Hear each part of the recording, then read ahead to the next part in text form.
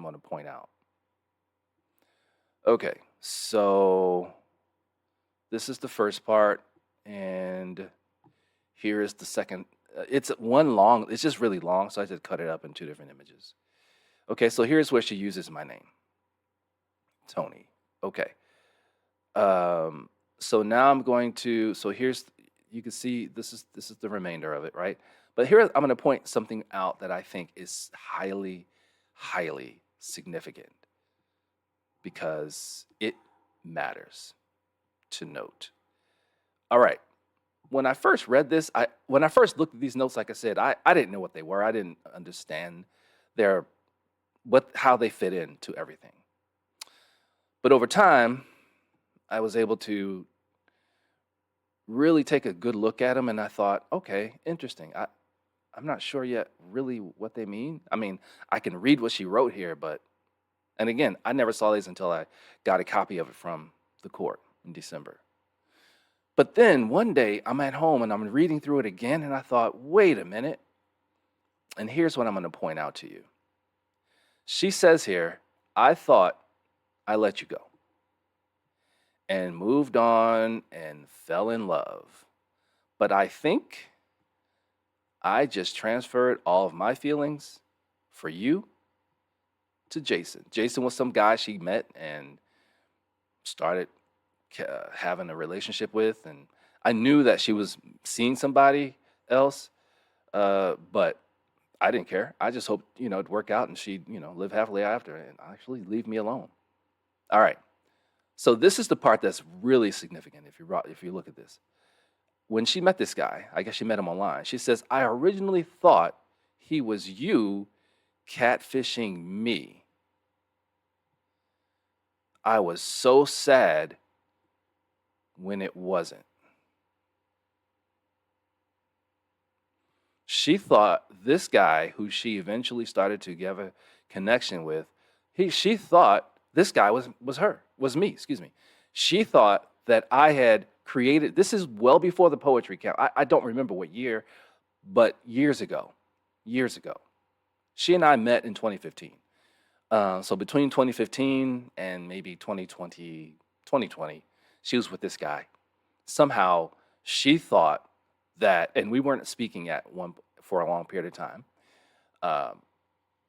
my choice. And she thought this guy was me. Didn't know anything about this guy. I don't know what made her think that. No idea. But she thought it was me, and then she was upset, sad that it wasn't. Okay. Well, the reason that is significant is because that's exactly what she's doing right now. She's revisiting her old mental state regarding me and saying, I'm the one behind all this because I have a background in tech. Sorry. Having a background in tech does not make you a catfish or hacker. It doesn't. Catfish aficionado. I think that the TV show Catfish proves that the majority of people that they caught catfishing were not tech savvy people. They were just people committed to doing what it was they were trying to do. You don't have to have a background in tech for it to be something you do. And she do well as far as catfishing, right? And then she also asserts that it has to be me because I have this background. I mean, the fact is, if you have a pediatrician and a neurosurgeon, both are medical doctors. Both understand body systems. They know how things work. They can, sorry, my cat is wanting to be involved here. They both have knowledge of the body system. They can identify what's happening in the body, and they know, when something's amiss. They have that knowledge. But you're never going to go to a pediatrician to work on the brain. You know why? Because there's certain nuances and skills that the neurosurgeon has or the neurodoctor has that the pediatrician just doesn't. Do they understand those things? Yes. But does that mean they can do them? No, it doesn't. So for her to assert so strongly that just because I have this background, it has to be me, that's juvenile logic.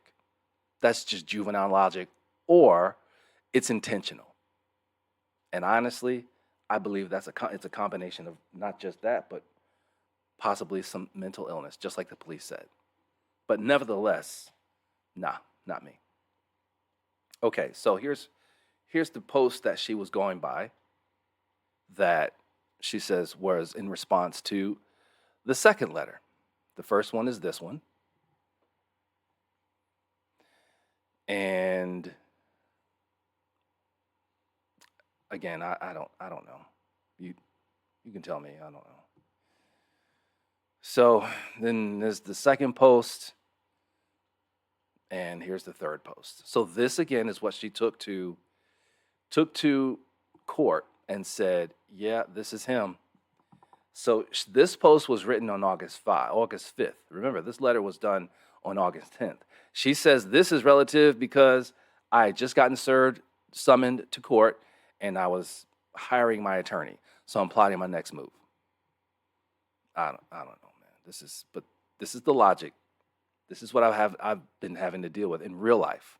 Now I'm gonna let you listen to the court audio of her explaining these. Take a listen.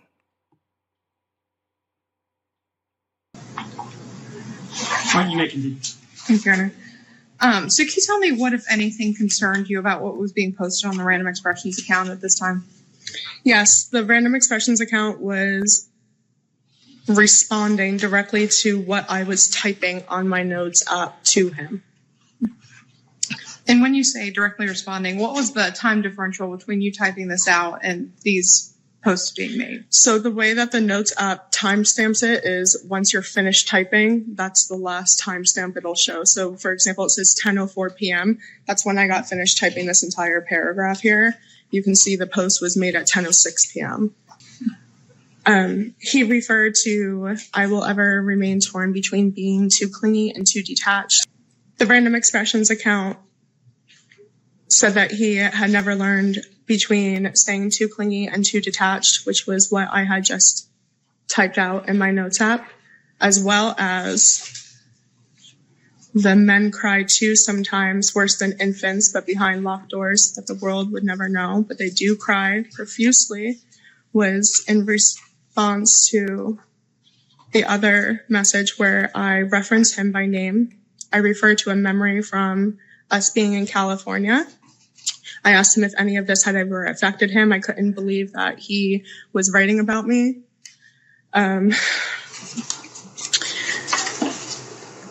He also wrote, I visit and revisit the memories you had gifted me. It is my favorite place to go when I specifically